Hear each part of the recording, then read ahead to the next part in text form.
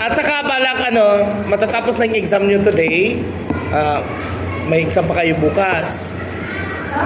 May exam pa kayo bukas. Ano ha? Kasasabi lang eh.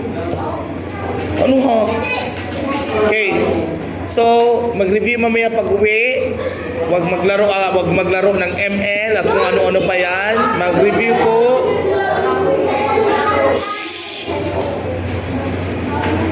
Ganyan po talaga sila pag nagsalita ang isa, salita na lahat. Di ba? Part 2. Bawal ang part 2? Pwede pala eh. O ano nililista mo dyan, Day? Ano na, naglilinding ka na dyan? Diyo, upo ka muna. Huwag ka maningin. Ano ka, Bombay? Okay. So, mag-review po. Tapos, laging tandaan kapag nag-i-exam, binabasa, sinusuri ang tamang sagot. Parang ano lang yan. Parang buhay lang yan. Bago ka papasok sa isang napakabigat na desisyon, dapat sinusuri mo muna. Hindi ka dapat pili ng mga bagay-bagay na hindi ka sigurado. So, para magiging sigurado ka, pagpipiliin mo, dapat intindihin mong mabuti at isapuso mo kung ano ba talaga. Hindi ka pwedeng mamili na lang ng out of, parang wala lang. Kung sa ano pa'y nanguhula lang ng sagot. Nakitang ABCD, sulat mo lang D, kahit hindi binabasa. Tapos yung iba, kapag nag-i-exam, humahaba yung liig. Tapos, ang lilinaw ng mata. Gaganyan yan, oh. Hahaba ang liig, lilinaw ang mata. Pak! Letter A, ang bilis ng kamay. Hello, Suner, ganun ka? Okay. Para maiwasan ang mga bagay-bagay na yan, bago ka sumabak sa isang laban, dapat handa ka. Paano magiging handa? Paano magiging handa? Mag-review, mag-aral. Tapos kapag may lesson ng teacher, makinig ng mabuti. Para may retention dyan sa utak mo, ay napag-aralan na namin to. So, madali mo nang ma-recall.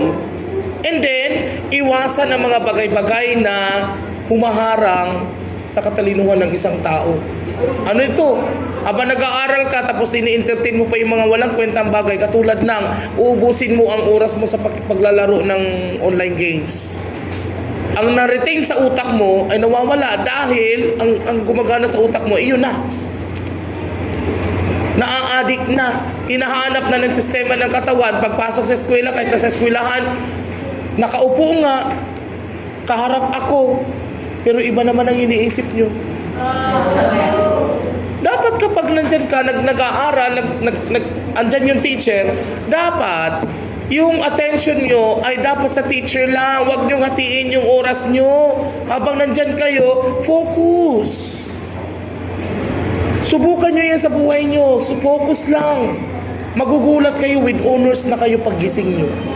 Dahil, yung dati nyong gawain, na nauubos ang oras sa paglalaro sa labas, paggala, sa online games, ginugol mo ngayon sa pag-prepare ng inyong assignments, projects, o anong pa yung pinapagagawa. Basa, binabasa notes, nagre-review. Pagdating ng exam, magugulat ka. Ang taas ng scores mo. Why? May study habits. Yan po ang importante ngayon na study habits. And then wag kalimutan magbasa.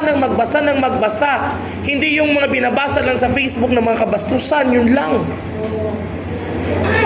Wag naman ganun. Kapag pinag-uusapan ng kabastusan, ang dami mo maiambag. Pero kapag ka binabasa, pinagtatalakay yung mga lesson sa araw na yun, wala kang maiambag, tahimik mo. Hanggang sa natapos ang klase mo, tahimik ka lang. Ano ka, si Mar?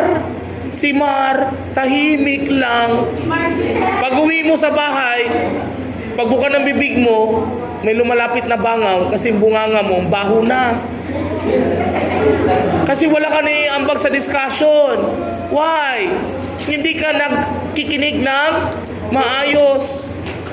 Hindi ka nakafocus. Yun lang. Basta, laging tandaan, para maangat ang buhay, ang pag-aaral ay isa buhay.